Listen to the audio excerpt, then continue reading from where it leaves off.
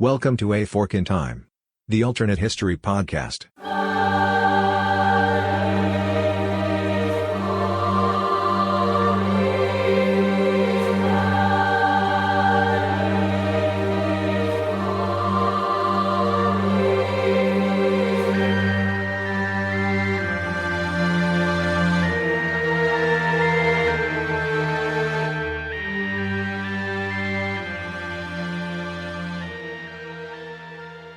Welcome back to A Fork in Time, everyone, the alternate history podcast. Again, it's Dylan in the host chair today for another adventure in the Wayback Machine.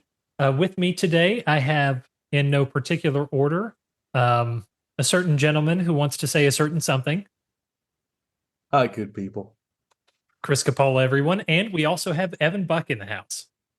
Hey, guys. How's it going? It's your boy, Evan. So today, with the gang we have, we're going to continue a fork that we did several weeks ago, basically involving what if Warren Harding survived his heart attack in 1923 and went on to lose the 1924 election to Henry Ford, of all people. So bit of a double fork because there was kind of a lot that we talked about in our last episode. I'm going to give a brief recap just to bring you guys up to speed on where we're at. Just in case you don't go re-listen to that episode before you hear this one. So the general gist of the fork, like I said, Harding, he's the president in the early 20s, dies of a heart attack in 1923, conveniently exits stage left right before Teapot Dome breaks, which is, before Watergate, the biggest scandal in American political history. The long story short is it just involves some shady deals to some oil rights that the U.S. Navy leased to private corporations. There were some kickbacks. There was some money not being spent very wisely. It's a government contract. What a surprise.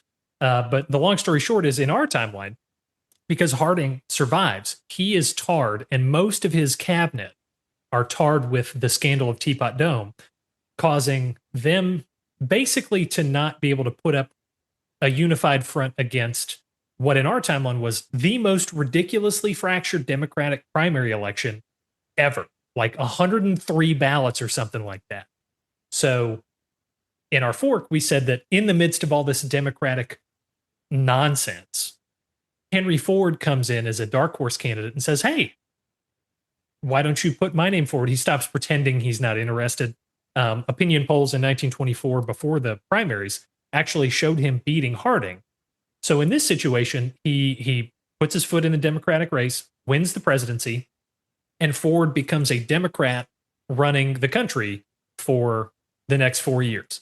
We talked about how he's kind of an industrialist. He brings more of an industrial production focus rather than sort of the finance focus that our 1920s had from a lot of these kind of big business, corporate Republican types.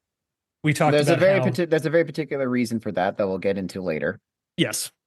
He didn't like finance for reasons that will be much discussed in this episode. But Ford he uses some pro-labor policies as a tool to not get pro-labor things. So the 40-hour work week, a reasonable minimum wage, basically to keep workers from joining unions, which might be problematic. And if they do join unions, well, now Ford has the Pinkertons and the National Guard. So you can imagine what labor strikes do look like in a Ford administration.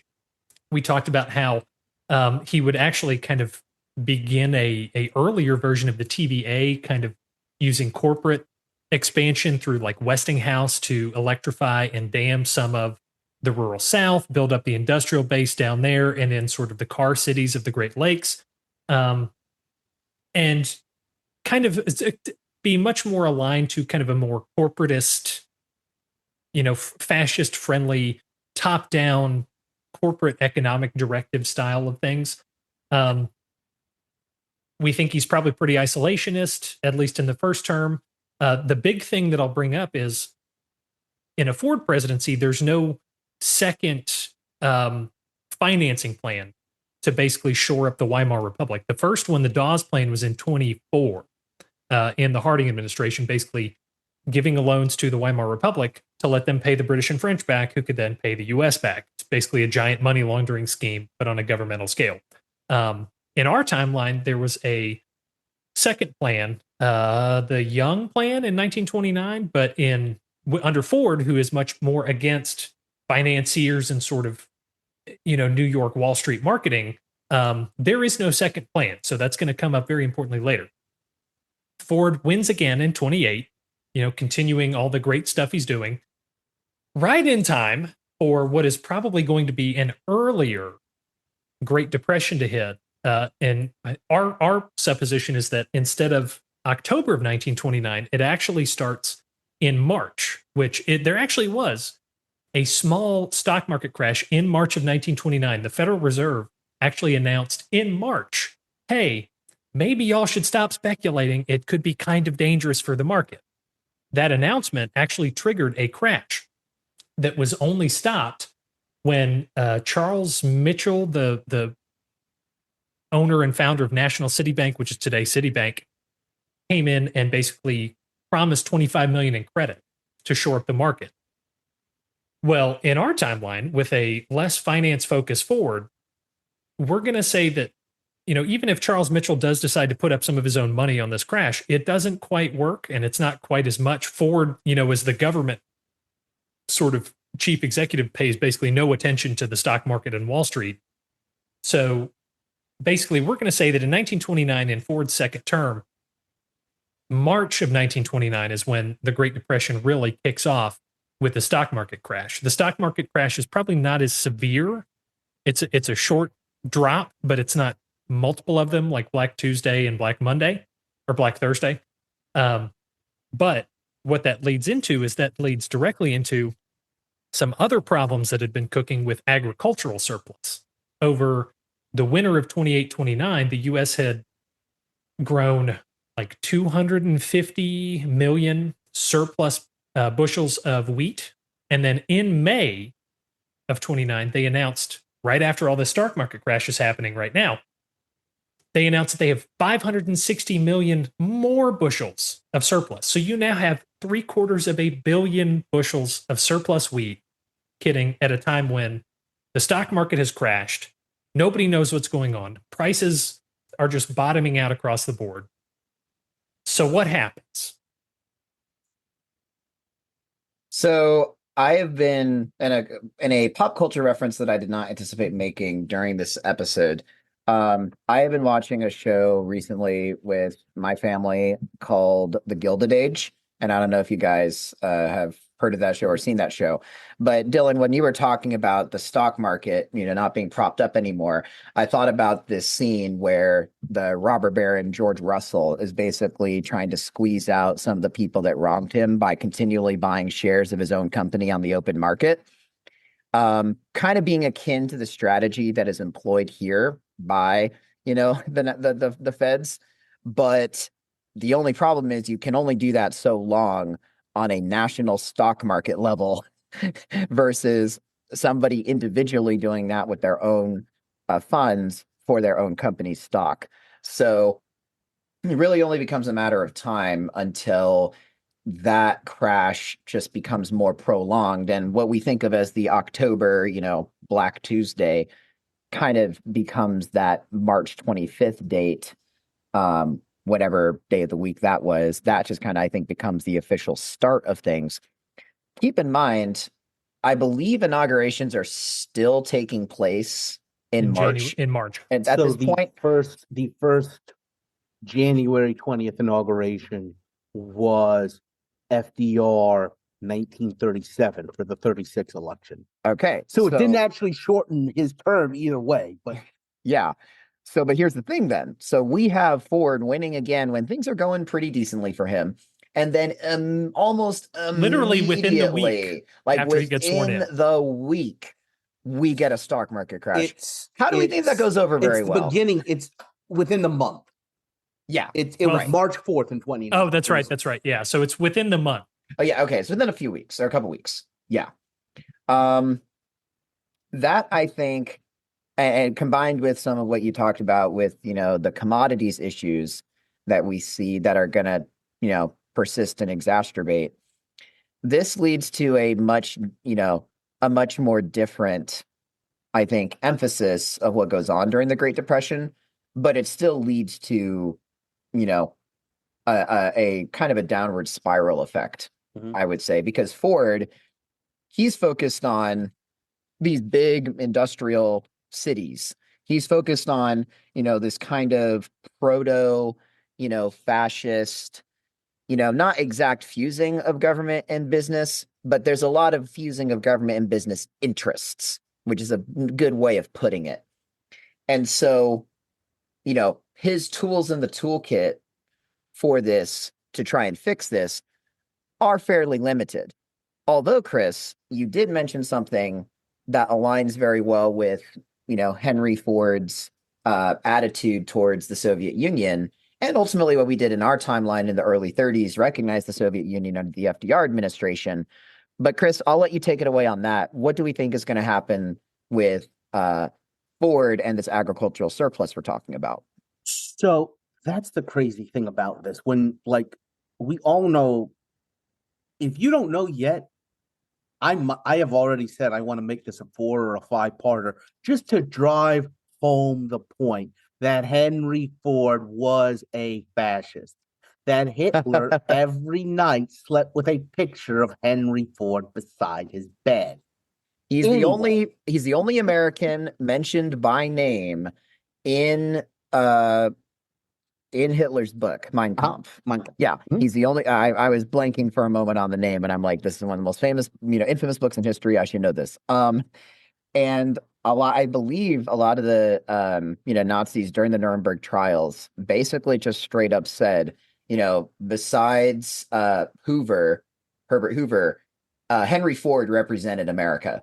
Yeah. And like the value of America to the, the proto-Nazis and the Nazis during that time. Mm-hmm. So it's interesting. But before in our 1929, keep this in mind, our 1929, when he is a private citizen running Ford Motor Company, Henry Ford signed a deal with Stalin's Soviet Union to build a car truck factory in the Soviet Union. And this is, I stress that because it's a little crazy to imagine like him doing it, but his idea was, well, what Ford wants to do is we will trade openness into the Soviet Union. We, kind of to people almost Dylan's in my age, maybe a little bit grayer. Evan, I'm sorry, I don't think you were around for this. The idea of we're going to open up China, we're going to open them up with the World Trade Organization, and trade is going to lead to political openness and softening of the regime. That is, in our timeline, what Henry Ford is trying to do. I think in this timeline, if you look at the economics of the Great Depression, so much of it was an overproduction issue. We were just almost too good at making stuff. We made too much.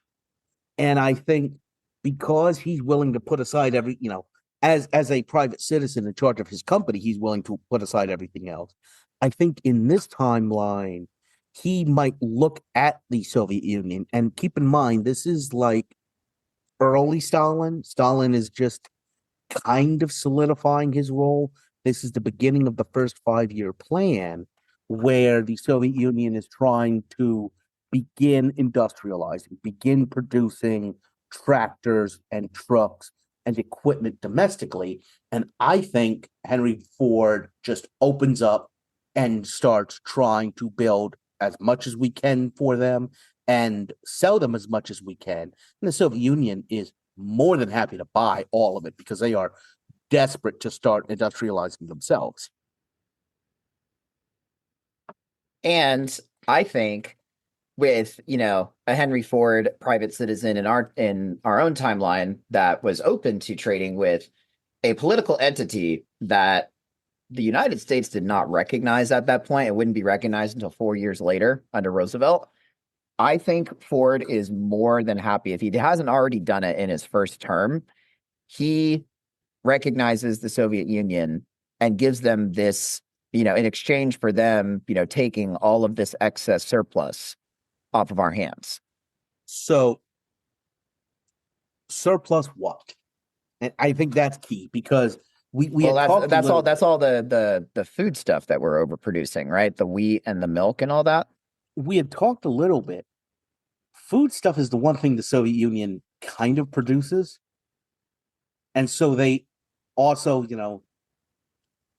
it's politically advantageous for Stalin to have certain famines in certain parts of the country. So he probably may not be open to. He might take a token amount, but nothing to really matter. But because he needs to, very simple balance of payments, they need to export something for these industrial goods. Yeah. I think that is what he does. He buys machine tools, he buys factories, he buys trucks and tractors. Maybe not and I know we talked a little bit about the agricultural goods. Yeah. I'm like thinking through it. It's like I think it makes they a lot need more to give sense. us something, right? Yeah, it can't just be a completely free exchange. Yeah, like I said, he may take some of it as kind of a token amount, more knowing Stalin, to stockpile some grain just in case stuff really does hit the fan with his plan. But I think the other interesting thing for Henry Ford with this deal is the Soviet Union is the one country that's not tied into the global market that's been set up after the end of World War I. So, one, if everybody else is having the same problem the US is, you can't really go to any of them because they're in the same straits you are. So, one, the Soviet Union is the one person who will buy this stuff. And two, Henry Ford can kind of sell it as it goes back to his distrust of financiers based on his hatred of a certain religious and cultural group that we've already talked about and made plenty of allusions to. So he can also sell this as not backing down to the global financing elite. So it's kind of a win-win for Ford. It's politically advantageous and expedient for him. Yeah. And I also want to throw in something too that I think is a big part of the Depression era policies and politics in our timeline that I think does not happen at all in this timeline. And that's the hoop poly tariffs. Yeah. Henry Ford pulled an overnighter in our timeline, basically getting down on hands and knees, begging President Hoover in our timeline, to not sign onto these tariffs. Hoover actually, and this is funny to me when I read up on this before the episode, Hoover agreed with Ford's arguments. And then, like any good politician, just decided to do a 180 and sign them anyway. And when you're trying to tariff your way out of success or into success and out of problems in an economy which the main problem is that you have overproduced on domestic supply, it's probably one of the worst timed laws that have ever been signed in our political history. Especially in a global shutdown where nobody else is shipping anything because they don't have enough at home, so they can't send anything elsewhere. So clearly, the best thing to do during a protracted economic shutdown is to charge more money to people who don't have money to spend. Well, it's not just that; it's what those other countries are going to do to you. Yeah. Exactly. That's what's going to kill you. But I think the other thing to kind of think about, and we're going to come back to this, I think, which is, read about the debates in Congress in like the 1830s and 1840s. Yep. The United States government, kind of the political class of the U.S., saw tariffs as the one thing that the federal government can do to affect the economy. That's the one lever they saw. And I think with Ford coming as a business person and what we had talked about earlier with kind of corporatist partnership interventions in the economy, he I'm not going to say he's a Keynesian because I don't think he is, but he's not a liberal economist who says the government has no role in the economy. He starts shifting the needle. Yeah, he believes in more direct involvement. He doesn't believe in abstract moving numbers around to influence a trend. He's going to tell Westinghouse to go do more stuff. I think it's the Overton window is the word for it. Yeah, I think so. He's shifting what people think is things that can be done. Yeah. Mm-hmm. And he's not afraid if, in a situation where tariffs and abstract economic response are not going to work, he is not going to be one who's, for all of the problems that this poses, he's also not going to be bound by the strictures of conventional political understanding, especially in a timeline where we already talked about how he teams up with Westinghouse to electrify parts of the South. He's not going to be afraid to go to corporations and boards of directors and CEOs and say, hey, what can you guys do to help spur the economy? Let's do corporate directives this way rather than, oh, we're going to tariff and that's going to create more income and then we can direct it certain places. Ask not what the economy can do for you. Ask what you can do for the economy.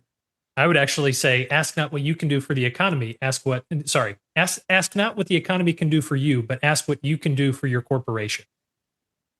Yep. And the corporation is USA Inc., ran by Uncle Sam, CEO. Sponsored by Ford Radio. Sponsored by Ford Radio. So that, I think, presents an interesting, and I think the biggest thing that this does with the Great Depression response, because I think this is so systemic a thing that the Great Depression might be slightly reduced. It's going to be better in some ways, worse in others. If you have a more industrial, agricultural production focused, the sort of Dust Bowl part of the Great Depression is going to be much worse because that is going to be exacerbated in our timeline. The New York Wall Street financing side, because less attention's paid to it, it may not do quite as badly, but also they're not going to get attention in the recovery. So they're going to kind of just be in a malaise.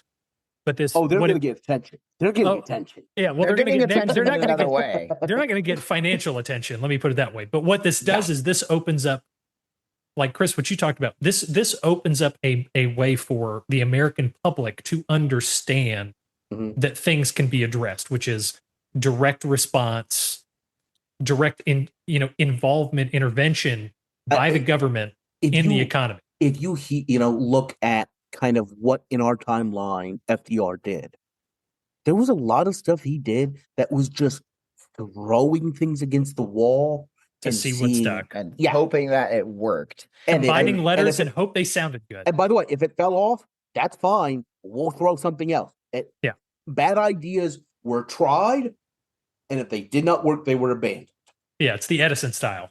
And I also think, I think a good way of thinking about this is like compared to our timeline, I would probably say a way to describe it is the Great Depression's effects would be less pronounced in terms of key points in time that are like big crashes, little recoveries, another big crash, whatever. I think it's just a more widespread, evenly spread sense of, as like Dylan put it, malaise, or the misery is kind of more pronounced in some sectors, not as much in others. But you really just look at the March, stock market crash as the beginning of it. And then it's like a long, just for years, the economy just can't go up. The economy is just not, it's stalling out, kind of like a Ford motor engine. You can't hand crank the economy back up. You can't hand crank the economy back up. So this political situation, politicians like to find others to blame a lot of the time when things do not go their way.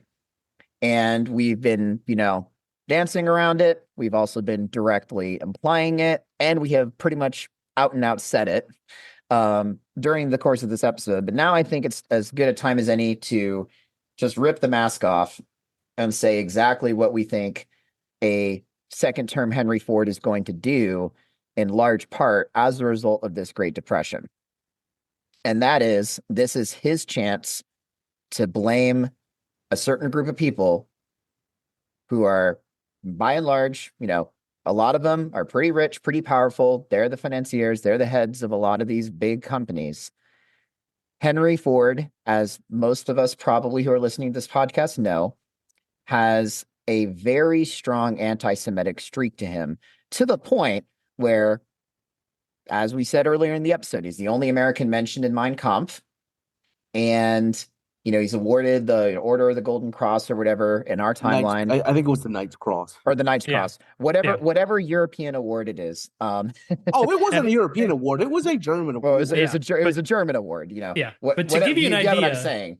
Woodrow Wilson Yes, I was just about to wrote get to him a that. letter to tell him to shut up about Jewish people. Woodrow Wilson. This is Woodrow Wilson who aired Showed Birth of a Nation, the KKK's propaganda movie in the White House, I believe.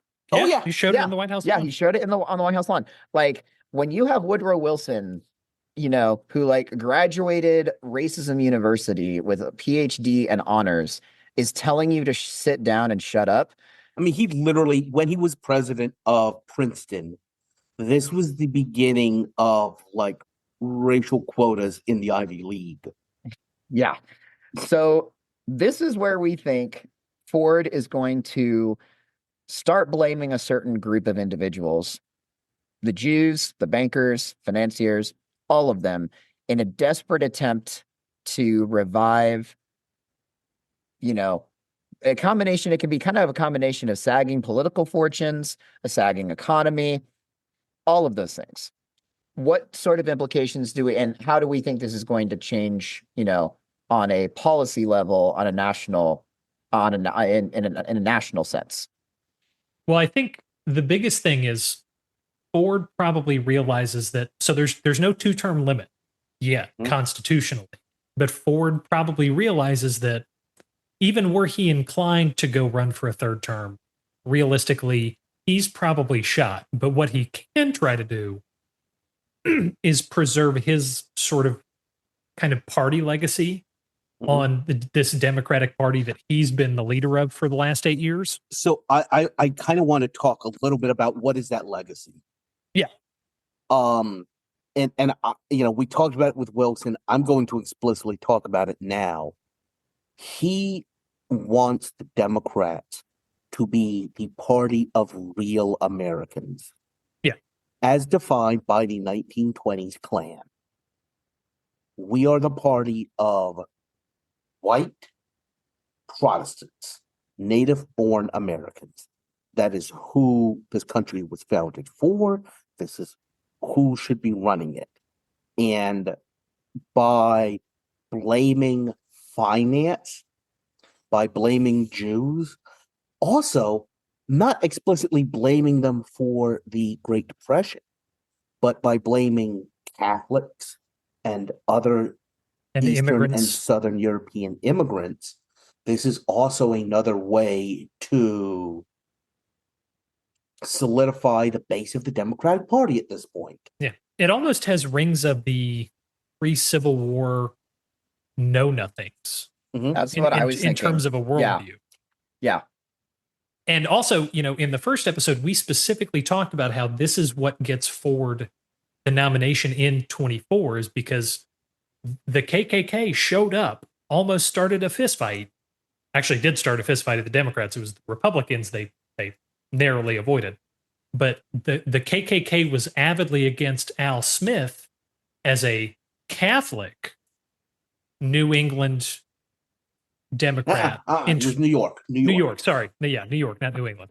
I'm from Memphis. You want to start a fist fight? That is a very good way to start. That's how you start a fist fight on here. So Ford has already, in his first election, channeled the KKK as this base of the Democratic Party that is still very much a base, even in our timeline, into the 1960s and early 70s. Like Lyndon Johnson, when he was president, was from Texas and could kind of, sort of, still count on the old Southern Dixiecrat voter base until you start getting George Wallace coming Until you have that whole party realignment. and Nixon doing the party realignment of the 70s with the evangelical South. And by the way, 32, FDR, and I have to say Eleanor as well, starts a lot of that realignment. Yes. Mhm. Yeah, but the Dixiecrat Southern Democrat base holds on a lot longer than you might Mhm. if you were just hearing this as an abstract thought, longer than you would expect as all of this is going on. So this is the base that Ford is going to directly be appealing to and tying his sort of horse to. Whether, notwithstanding the fact that he can't run, he's going to be promoting and trying to find people that fit that mold. And also because he's doing this and making that explicit as his policy, he is also pushing the Al Smiths Yeah. out of the The Democratic Roosevelts, Party. a lot Yes, of the exactly. proto New Deal people, they're going to be Mhm. looking for somewhere else because they don't want to they don't want to rub shoulders with these people at the same convention. If you look at what FDR in our timeline, FDR, he had to make deals with a lot of those Southern Dixiecrats to actually like get his stuff passed. And it was okay because you weren't explicitly discussing it. Yeah. And now these that were other issues that were at stake here. right, well, kind of. A lot of it was Kind like of. when we're doing federal housing assistance. Yeah, it's all segregation based and things like that. Exactly. We're Yeah. going to have a rider in here that Yeah. about redlining. Yeah. That was the price Roosevelt had to pay. If this is like elevated to the level of almost party platform kind of stuff, you can't horse Yeah, trade that. you can't just put that in some pork barrel stuff in legislation. It's going to be out in the open and you're going to have to talk about it. And I think that Mhm. shifting of the proto New Deal Democrats does something really interesting, or starts to do something really interesting to the Republicans, because you have to remember we've talked about the Republicans in this sort of like Harding, Coolidge, Hoover sort of pro business, limited government, it's kind of like corporate conservative Mhm. Republicans. But you've got to remember, those guys are only 10 years removed from the progressive era of Teddy Roosevelt. So there are still a few, not as many, but there are still a few Republicans and, politician sons of the old Republicans who are still kind of this progressive stripe. So there is very much a strain of the Republican Party that some of these kind of proto New Dealers like Al Smith and FDR can at least try and meet heads with. To some extent, and we'll definitely talk about him later. Henry Wallace is a Republican at this point. Yes. Yes. He's a Republican in at this point in our timeline. And what I think is really interesting, and I want to throw this in here and maybe we circle back to it later, but this is something I put in my notes that I think would be really interesting to think about, because we mentioned, like the KKK, the whole like anti-Catholic bent, that sort of thing. In our timeline, we have a individual that I basically like to think of as the left's Rush Limbaugh. He came to prominence like during kind of like a little bit of the early 30s, mainly kind of into the mid 30s and late 30s. Father Charles Coughlin. And if nobody, here has heard of him before, like I said, he's basically kind of the liberal Rush Limbaugh. He is one of the biggest radio voices in the nation. Maybe not, and I'd have to review, the specifics on listenership and whatever at, this particular point leading into the 1932 election, but certainly by the mid 30s, he's like a massive voice for these more progressive ideas, progressive policies, with this implicit backing of the Catholic Church. Now, of course, the Catholic leadership, it's an interesting story on how they relate to him, how they basically have to say, hey, we don't agree, or we don't not agree, but we also don't necessarily agree with what he's saying. He doesn't speak for us. The only guy that could punish Father Coughlin or do anything about him also agreed with him. So he was just able to do, essentially what he wanted. But I think what would be really interesting during this timeline is if he has a prominent voice with his, radio listenership, but not for the he ends up becoming an anti-FDR, anti-New Deal Democrat, not for a conservative reason. It's because he doesn't believe it goes far enough. So what if he becomes someone who influences in the lead up to 32 or even in 36 a more progressive strain of the Republican Party? So I think Charles Coughlin's, and Chris, I know you've got some stuff to say, so I'm gonna just do my quick thing and then I'll throw it to you. But so Charles Coughlin's one of those weird guys. He champions progressive ideas in the sense that Hitler was a socialist. He technically was, but there's some other words in there. There's some other things going on. And let's also keep in mind, he was virulently anti-Semitic as well. So anti-Semitic, he supported Germany and Italy. Yeah. In this election, maybe in 32, he's still a Democrat for that reason. I think what the best way to describe what Conklin is trying to say is this: the Irish should be considered white people. Bring the Irish on board. He's not even sure how he feels about Poles and Italians, but he wants the Irish to be considered 100% Americans and to enjoy all of these wonderful things. That's what Conklin is doing. Yeah, I actually think if anything, I think with a more sort of direct government involvement forward, I think Coughlin would actually be, if he could get some concessions from Ford about, hey, we'll let the Irish be part of this great sort of, real American melting pot. I think Coughlin actually would probably be more of a mouthpiece for social programs and stuff from the Ford camp, not the Republicans. Yeah, I think I could see that for 32 for sure, because I do think we should develop a little more what we're planning, sketching out for the 32 election for the Republicans. So I'll just kind of start doing that now, because I think by the time we get to maybe 36 or 40, Coughlin could switch.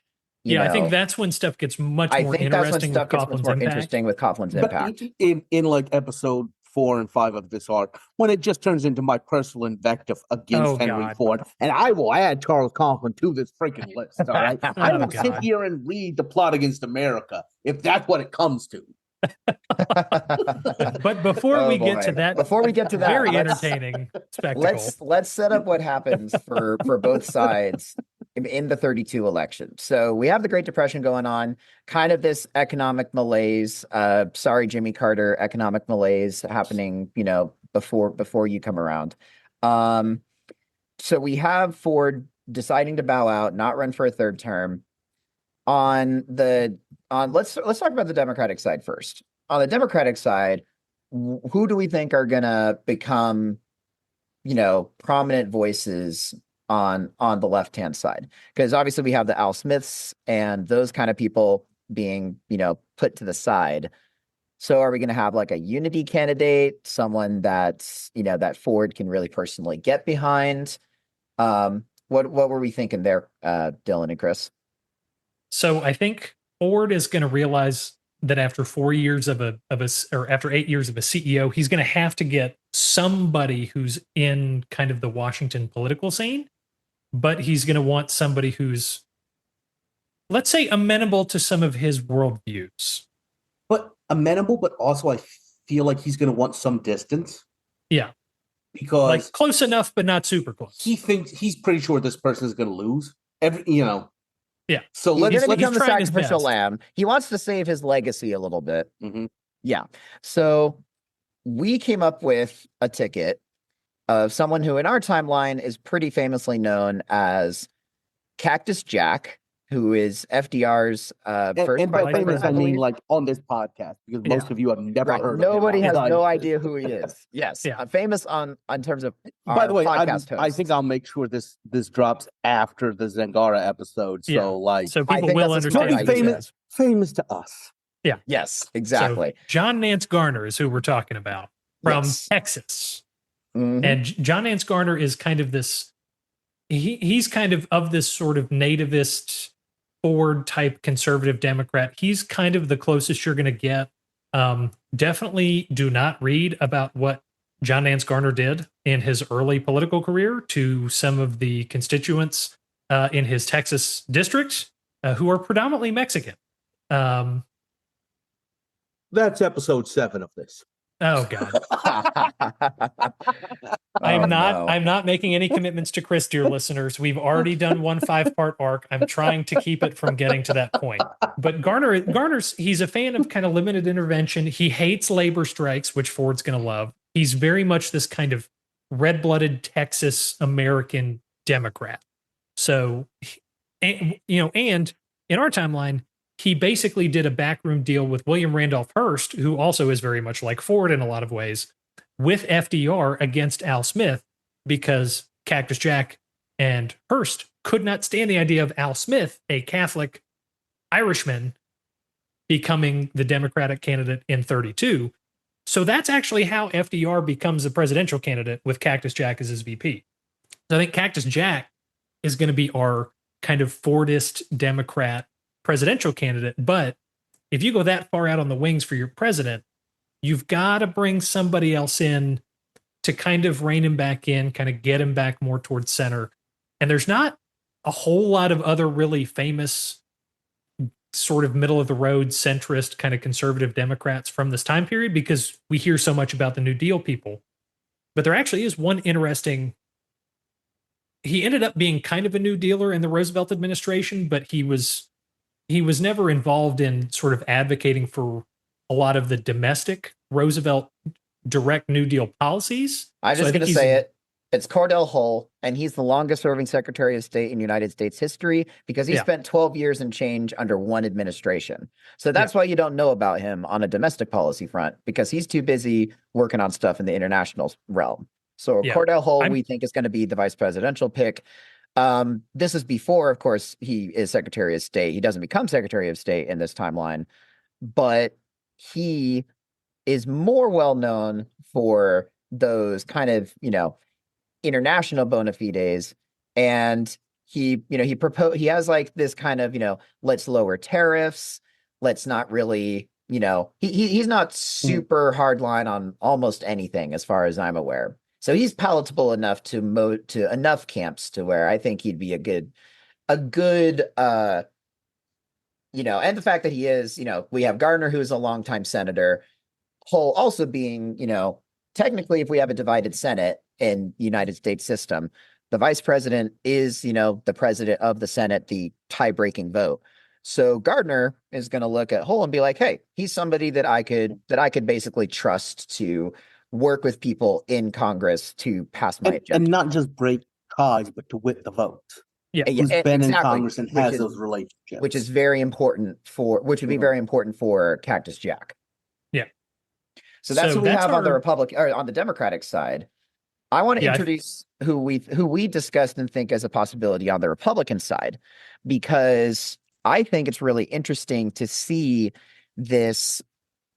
As I mentioned in the lead up to this podcast when we were doing the pre-discussion, a lot of times the big party realignments and changes that happen, they usually have an election before that happens, where you see the fissures in the existing system or the existing party structure start to crack and start to show.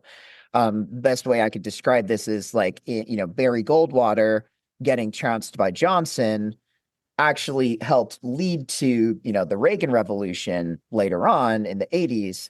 Or somebody we're talking about right now, in our timeline, Al Smith in 28, opening the door a little bit for Roosevelt. Yeah, exactly. And so I think this election is one where not only do we see those shifts starting on the Republican side, but it actually ends up being successful for them. So I think and I think we've agreed to this all together, we think that somebody who actually ended up being the president in our timeline during when the Great Depression hits is Herbert Hoover, who he ran for a second term as president in 32 and got obliterated by Roosevelt. He's your kind of, fairly classic pro-business sort of conservative Republican. He's not as incredibly laissez-faire as, Coolidge and Harding were. Or, by the way, who you think he is right now. And who you think he is. Like, when we hear the name in our general American history understanding, we think of Herbert Hoover as the guy by and large, Americans would think of Hoover as the guy who spectacularly messed up the Great Depression by basically doing nothing, almost nothing. Well, in this timeline, not only is it the opposite party in power with a Ford in power, but Hoover is also pretty decently well known as being someone who worked on humanitarian causes. And this is something I actually didn't know super well about until, Chris talked about this with us during the pre-podcast. But he has some of those credentials as well. And he was involved, he was implicated, named a little bit in the Teapot Dome scandal as a former cabinet secretary under Harding. But by and large, he escaped fairly clean from that whole scenario. So we think, in terms of representing the traditional sense, the pro-business conservative Republican sort of establishment that's still in charge of the party at this point, more likely than not, Hoover represents a good pick and has a good argument against the Fordist approach. Yeah, because Hoover's going to present a different mechanism of dealing with the Great Depression, which is going to be the discussion. So Hoover has he was in charge of food relief during World War One. He headed the FDA. Then he was Secretary of Commerce. So he has a lot of this kind of, relief-esque stuff that people are going to be looking at. Normally, you wouldn't necessarily need it in a president, but you want it in a cabinet level position. But here with the Great Depression, this is something people are going to want on a domestic level. He has a skill set and a reputation that fits perfectly with the moment here in this alternate timeline. And I think the key is this. I talked a little bit about Ford changing the Overton window, changing what people think the government can do. And I think Hoover, in our timeline, was a humanitarian. He sat on his hands, the common impression is he was almost kind of a narrow fiddling while America burned. But the reason he did is because he did not believe the government could help. He did not believe the government could or should help. And I think Ford, having changed what people think the answer to that is, Ford's instinct is going to be to actually help. You mean Hoover? Yes, sorry. Yeah. Yeah. Now, he does have one very significant flaw that he's going to have to shore up with his vice presidential pick. And that is Hoover has only ever been in the executive branch. He's always served under the president. He has never had any experience. He's never won election. Yeah, he's never won election. He's never had experience with the political sausage making of Congress. So he's going to need somebody who can get him some maneuverability in Washington to be able to do whatever it is that he's going to want to do. And on the vice presidential side, there's a couple of interesting, possibilities, but I think the really interesting one that makes the most sense is going to be George Norris. Now, George Norris, he's a little old, but Hoover's a little young, so that kind of still evens out. Norris is pushing 70. So this is going to be kind of like the capstone of his career where he's the vice president and then he's going to retire.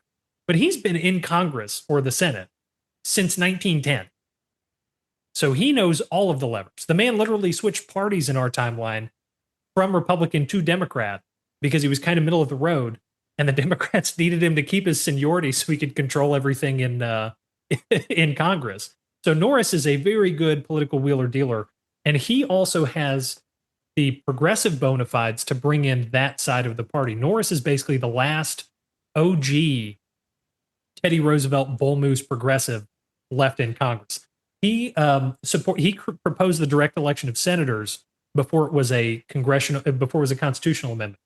He advocates for labor rights on the farm block. Like, he does all of this stuff that progressives absolutely love, and he ticks the box for Hoover of being able to wheel and deal in Congress and tie in this wing of the party that Hoover's not really going to attract.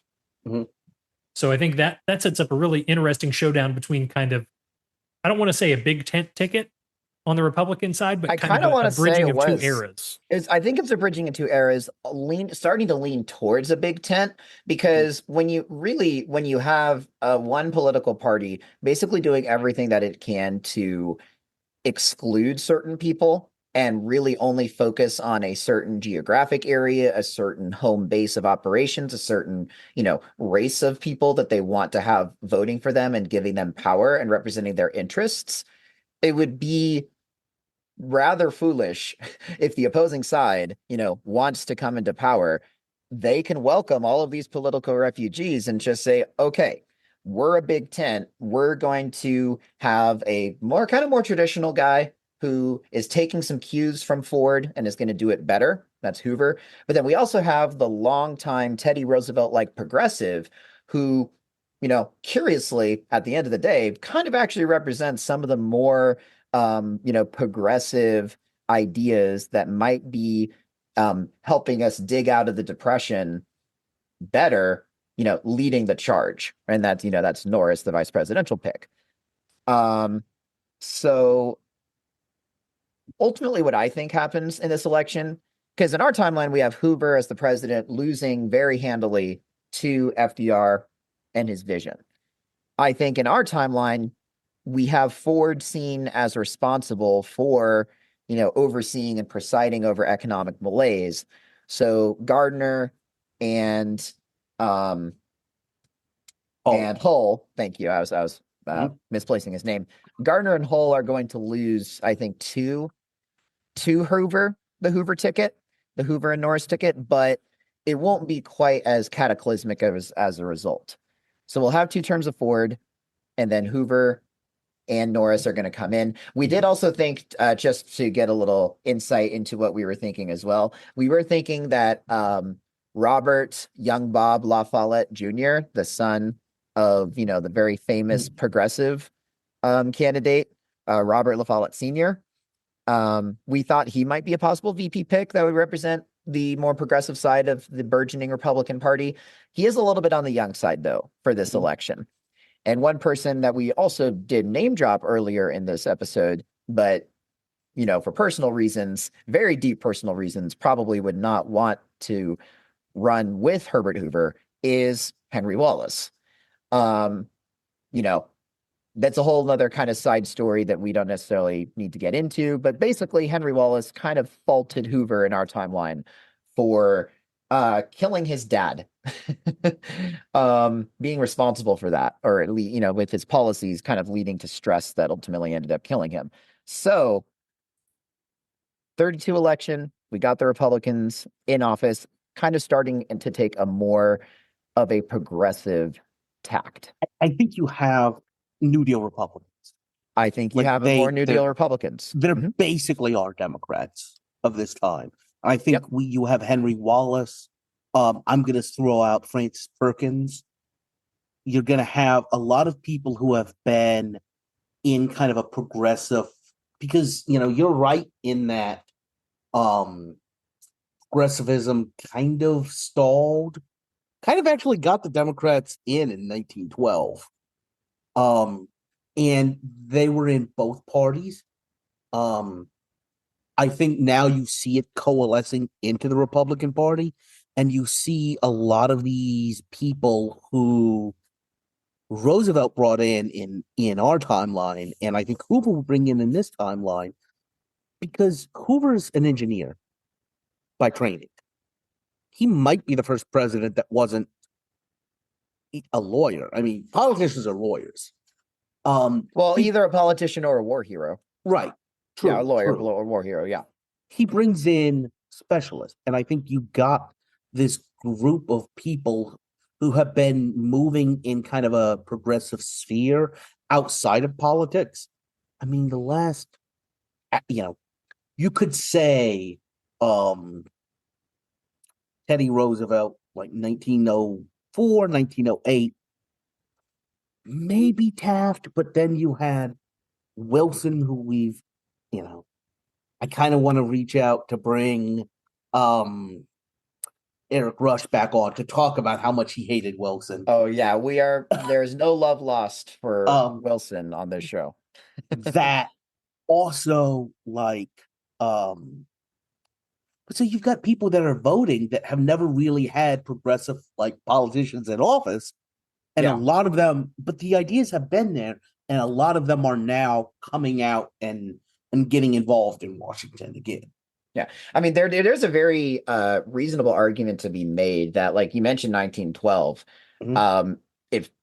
If one of Taft or Roosevelt got out of the way, I don't think we would even be talking about Wilson to begin with. Correct. I think that there was enough of a split going on between the Republicans and the progressives I that think enabled Wilson to win that one. Wilson would be as well known as McAdoo.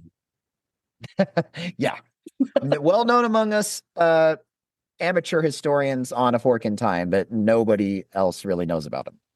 Right. Yeah. All right. Well, I think as much We as always like to do this. We always like to say who's going to win an election and then leave it just there. dip and leave Yeah. it there. Because, man, I would love to talk about, and if we continue and extend this, which, Chris definitely wants to make this the next 7-part arc.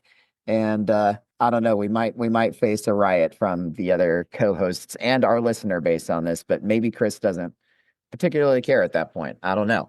But if we continue this, I would be interested in seeing what happens with I'll call it semi-progressive, Hoover administration, and how that would change things moving forward with the Great Depression and the lead up to the dawn of war in Europe, World War II. But, dear listeners, this will be where we have to end things off. So, as we always like to conclude here, unless we have any other burning thoughts or questions. Actually, there was one thing I wanted to throw in here that we did neglect to mention.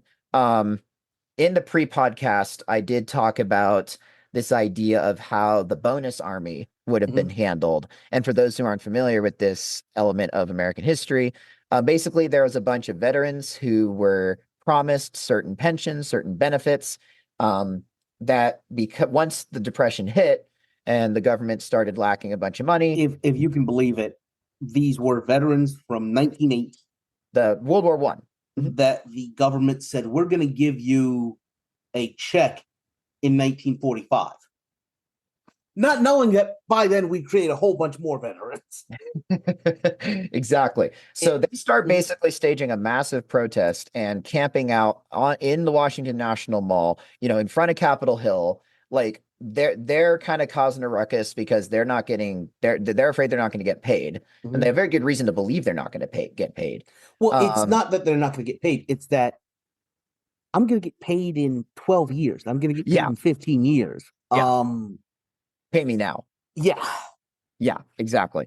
And so, in our timeline, Hoover responds pretty forcefully against this. And I believe what we basically said with this happening under a President Ford's administration, Ford kind of has in his corporatist toolkit of, if there's problems, if there's labor issues, just, send in the Pinkertons, send in the National Guard. That situation, which we argue is not handled super well by Hoover in our timeline, is probably going to be handled even worse and more forcefully. It's going to be Ford. handled as badly, but sooner, I guess is the best way to put it. Probably the best way to put that. So anyway, that is the last thing that I almost forgot to mention that I just wanted to throw in here at the very end. So with all that being said, thank you all, dear listeners, for tuning in. And if there are any forks in time that you stumble upon, what do you believe we should do with that, Chris? Take it. I think you should take it. Thanks for listening, everyone.